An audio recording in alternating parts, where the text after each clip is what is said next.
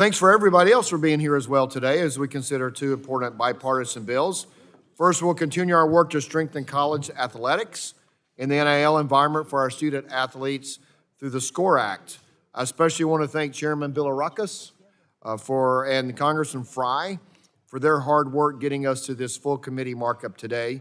I also want to thank Representatives Bynum and Figures for working across the aisle to help us improve this bill and find common ground. Complex legal, operational, and policy questions have left student athletes and the universities they represent on unstable ground. And student athletes, programs, and conferences have told us that a clear national standard would strengthen this uniquely American institution. Following the critical House settlement last month, it's clear that this is the moment to act and support the new era of college athletics.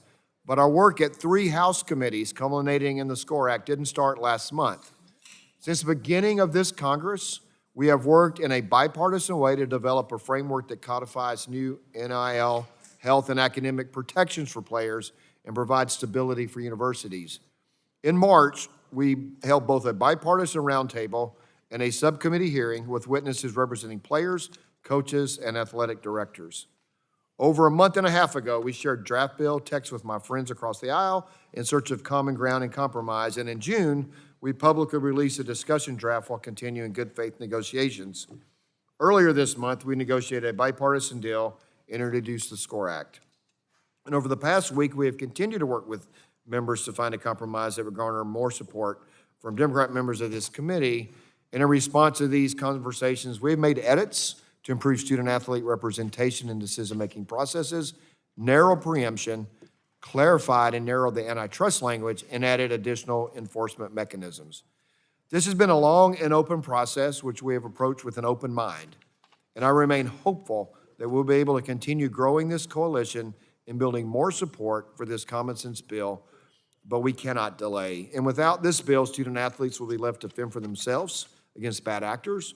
Non-revenue generating sports could face devastating cuts, and legal uncertainty will continue to hang over all of college sports. The SCORE Act delivers exactly what is needed: student-athlete benefits, stability, and transparency. Today, we're also considering H.R. 4273, the over-the-counter monograph drug user-free amendments, otherwise known as a MUFA, led by Representatives Latta and DeGette.